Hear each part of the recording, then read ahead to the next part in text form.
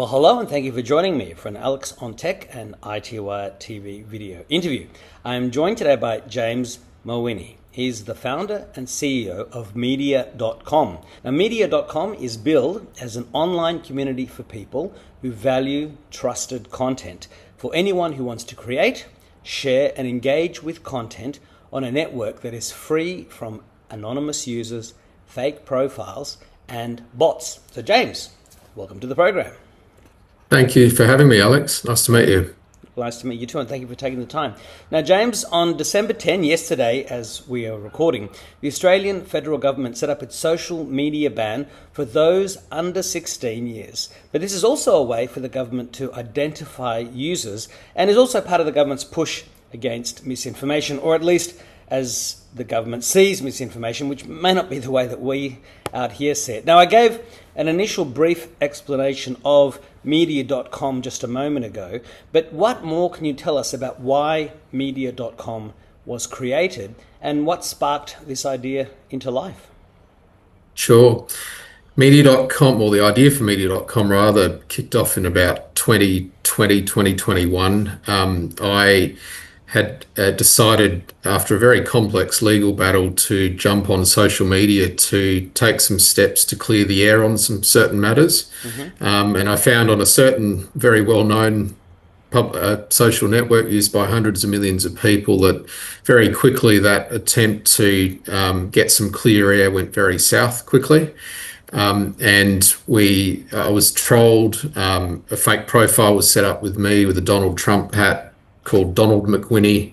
And there is a whole series of online harms that I guess I experienced firsthand. And I thought to myself, well, why are these online harms occurring? And it was, of course, I thought, well, everyone's hiding behind fake profiles. Imagine if there was a social network where fake profiles didn't exist and everyone was actually real. And that to me would seem to be a bit more like the town square that certain social media entrepreneurs have talked about many times. So that's where the idea sparked into life. And here we are nearly 5 years later and literally commencing rollout now. Yeah. Well, your blog pointed to a recent study that showed that more than 50% of the respondents were turning to and trusting social media first over traditional forms of media. And you also point to a study that shows the model you've chosen for Media.com may reduce online harms by up to 72%. So how quickly do you foresee Media.com growing into a platform that has much more trust and popularity than current platforms including Facebook, X, Blue Sky, Reddit, and others? Sure. Look, you've just rattled off some of the biggest, not just tech companies, but companies in the world. They have enormous user bases. But if you look at the spectrum of the companies that you've just talked about, there's a couple in there, or certainly one springs to mind, where their entire online community is anonymous. And if you can think about the amount of information, misinformation, arguably disinformation being spread on those types of networks where the identity of the profile holder is not public, it's not traceable, and therefore those online harms are effectively being bred into those networks, which again, it's always the minority that spoils it for the rest. So look, it's going to take time, but I'm really of the view that whether it's us or a platform like us that really since inception has profile verification baked in, it's inevitable that whether through just public perception of the importance of being part of verified communities, or what I actually think is going to occur is that the regulators around the world are going to start to adopt the concept of profile verification and ultimately make it mandatory. And we've already seen that take place in the banking industry. Of course, many years ago, you used to be able to open up a bank account without being verified. Now they need to take you through a full KYC or know your customer process. It's no different with social media. You can open a profile on most major networks without being verified and without the platform actually knowing who you are. So I'm a big believer that history always repeats itself, just in different forms. And what we've seen take place in the banking industry, inevitably, in my view, is going to take place in social networks and online communities over time. Yeah, I mean, there probably should still be a way for people to remain anonymous if they want to, but then that account should be marked as such, and so it's up to people to then assign whatever value they want to that. I mean, if someone's claiming to be you but there's no verification, well, obviously it's not you, and it's a parody account or it's some sort of commentary account. It should be marked as such. We do see those things on X, for example, but often they, at least in the past, have been voluntary. And then we also see, for example, with X, I mean, just in the past 2 or 3 weeks, they've switched on the ability for X to tell you where that account is based, even if it's going through a proxy or a VPN, and which country's app store. So if you see an account that's through a VPN in the US, but the app store says the African app store, or that account's from Nigeria or from the Southeast Asia or India or wherever it might be from, and they're claiming to be American Trump supporters or Democrat supporters or whatever. I mean, that's caused a huge hue and cry on X about some of these accounts. There's been some of this reckoning where people's identity, even if it's only partially, has become known. And that, of course, people are very upset about discovering that some people they thought were fully fledged Americans are foreigners telling people what to do, and people have been telling them where to go. So, we're seeing the power of verification and identity across those particular platforms. And they, like with security, we never used to worry about passwords. You could leave your keys in the car with the window down. You could leave your house unlocked. Nobody would break in. But we don't live in those innocent times anymore. So sadly, we don't. No, I agree with you. Yeah. Now, Media.com went into beta mode earlier this year, and you've already seen verified users on the platform from over 65 countries. So I guess one of the questions, you want to be a verified platform, and I've experienced this myself. I don't want to do any spoiler alerts. I'll let you explain it. But how are you verifying those users, and what have you learned in the time that you launched in beta to today's launch that has shaped how you have prepared for launch and your evolution, and will shape how you plan to operate over the next few months and years? Certainly. So since inception, we've made sure that every profile that gets created on media.com undergoes a verification process. And what we mean by that is that we undertake what's known as KYC. Now, a lot of people don't know what that stands for. It stands for Know Your Customer. Which you mentioned just before. Yeah. Exactly. So KYC is the process that a lot of financial institutions are obligated legally to undertake to know who their account holders are. It's becoming more prevalent when you sign up to professional service providers, law firms, accounting firms around the world are needing to know who their customers are.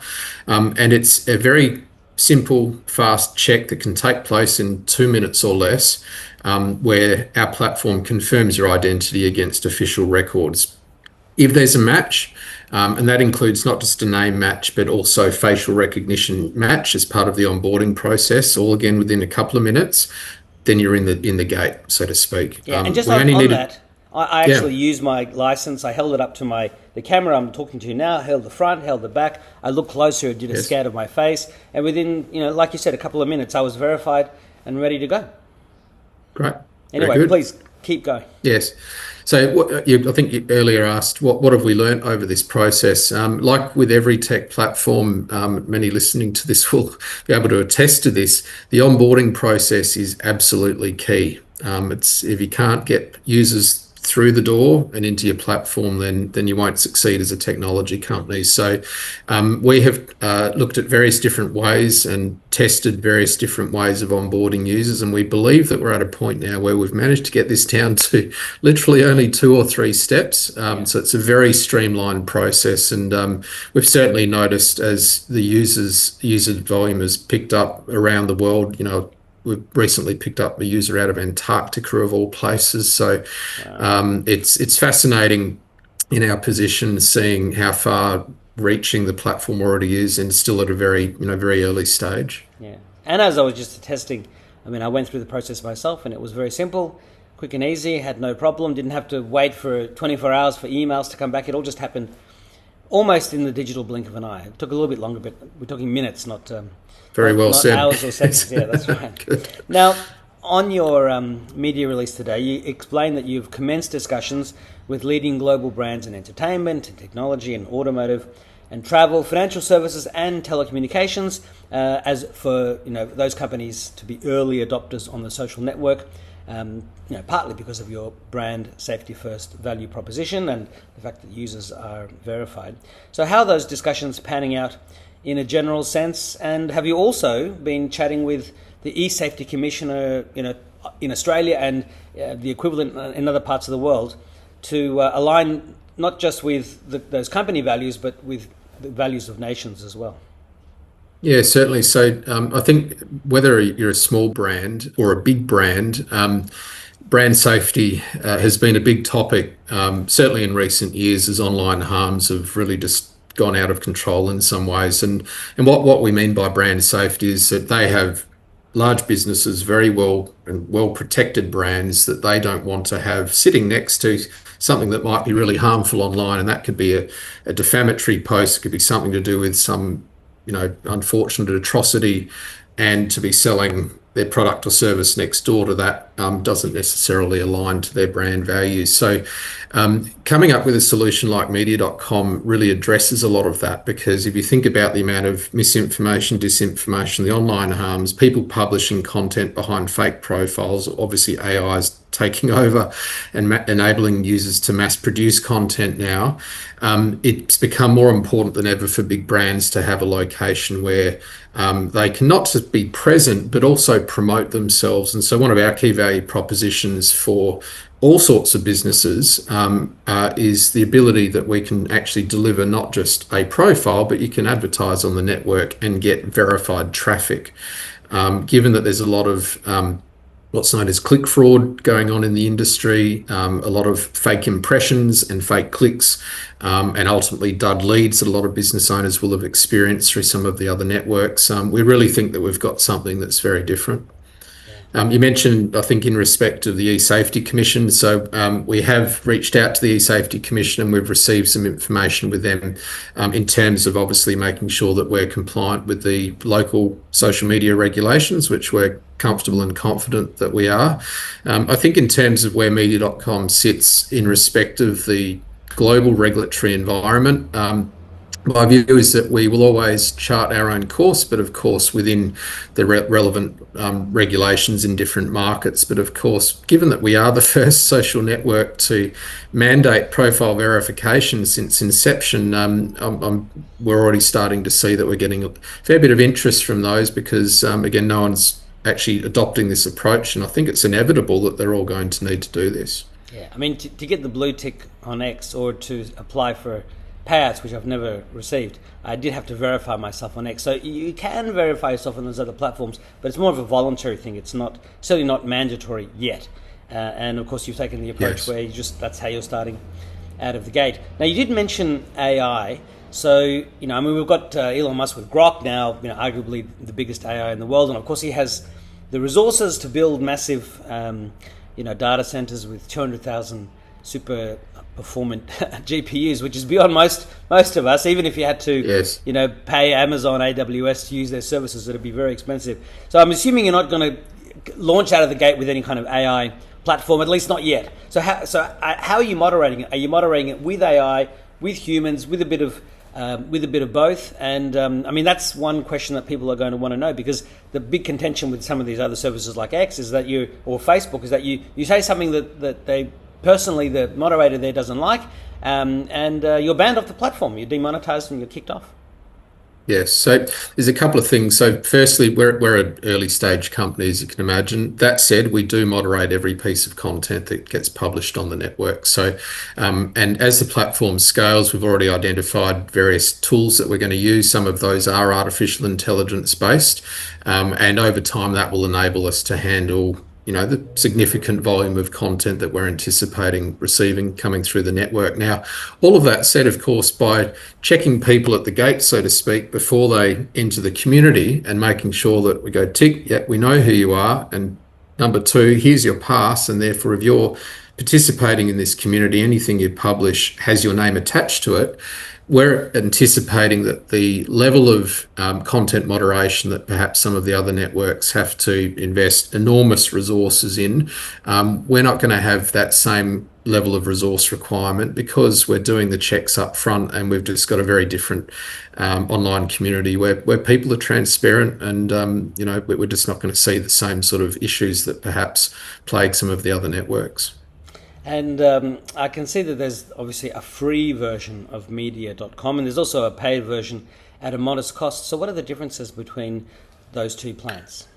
Yeah, so when we launched the platform, our view was that we want the world to gradually find their way to having a media.com profile, and all the networks can safely coexist with one another, and therefore our free plan enables users to post content, short form, long form video, as well as written articles, so very similar in some ways to some long form article sites, which you probably know a few of them.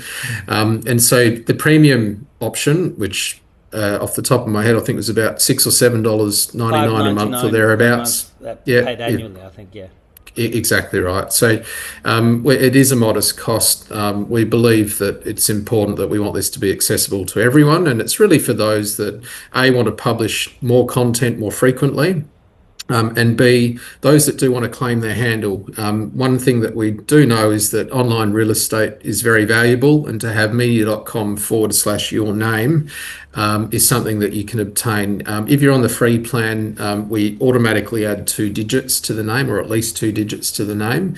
But for those that are really brand conscious and would like to have media.com/their name or some other relevant handle to them, then that's the premium option that we provide. Yeah, and I noticed also premium users can post videos up to 3 hours in length, which is another difference between the free version, which does allow videos but only short ones. Now, there's also, we see on X, the ability to do monetization. If you get enough impressions over a 3-month period, then you can share in the monetization plan. Do you have such a thing planned for the future? Yeah, absolutely. My vision for media.com is to make it a tool that people can use to earn an income stream. I really believe that the future of online engagement isn't just a one-way street where the tech companies collecting a whole bunch of advertising revenues, and we're already seeing this with other networks, and the example you gave a moment ago is a great example of that. So starting next year, we'll be rolling out some features which will enable our users to create content and monetize that content on the platform, which we're very excited about. Is there anything else that we need to know about media.com and its launch today and what's coming over the next few months before I ask you a couple of closing personal questions? No, sure. Look, it's live. We turned the platform on last year in December, so we've had it up now for 12 months. We'd love to get people's feedback. We're an early stage company. We're in beta mode, and we will be probably for most of next year. Our mobile application is in the final stages of being uploaded to the Google Play and App Stores at the moment, so we're very excited. But if you register, we'll have your email address, and we'll keep you up to date because we've got some, a whole string of exciting announcements in the pipeline coming up over the coming months. Sure, excellent. Now, the question I always like to ask the people I'm interviewing is, can you please share a memory of your first personal computer? Okay, I can. My father, speaking of computers, used to work at IBM for over a decade. Wow. We were living in Sydney, Australia at the time, and he came home from work, put this big box on the desk down the stairs. I remember it vividly, and it was called an IBM PS1, which from memory stood for the Personal System 1, and that would have been in about 1991, funnily enough, actually. So I do remember it very vividly. Yeah. I mean, it's then they had the PS2, which was sort of their system, which it didn't fail as such. I mean, they also had a thing called OS2, which they eventually sold to the banking sector because it was a very difficult version of Windows to crash. It should have been what Windows 95 and NT became, but Microsoft did some dodgy things there. And I also remember Dad in 1979 bringing a computer home from Dick Smith and putting it on the table. And this was 2 years before the original IBM PC was invented. So, I mean, 1991 was 10 years after the first PC came out in 1981. So it's amazing Yes. how far we've come since that time. I mean, I remember bulletin boards and dialing up to the internet, and dialing up to bulletin boards before the internet, which was a very sort of early form of, I guess, social media internet, and now the kids just have it on their phone, take it all for granted. My second last question is to ask if you could please share a memory, if you could please share some of the best advice you've received in life to help you get where you are today. Sure. Best advice would be when the going gets tough, keep going. Getting media.com launched, it's been born out of a very challenging situation, which has consumed a huge amount of time, energy, money, and we're onto something special, but we're only here because you put your head down and keep going. And anyone that's faced with adversity, my advice is just keep going, because tomorrow's a new day. That's right. I remember listening when Ray Hadley used to be on the King of the Airwaves on 2GB. He had a song, which was a country song. I was always loving country songs, and it was like, if you're going through hell, just keep going. Don't stop. That's it. Keep going. Correct. So what is your final message for the viewers and the readers?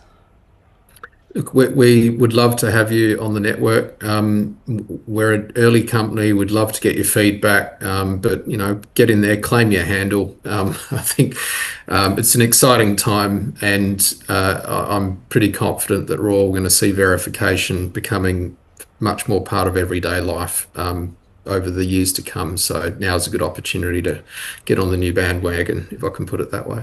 Well, media.com, you go there, you can sign up, you put a username and a password, you choose your verification method, and within just a few minutes you're online with your first account. And it's a very similar experience to what, if you've used X or any of those platforms, it's the same sort of experience. So you'll be right at home very quickly, and give it a go. And unlike Gab, for example, I created a Gab account years ago, but to do anything you've got to pay. Now, I'm not against paying. I do pay for X. I pay for various things.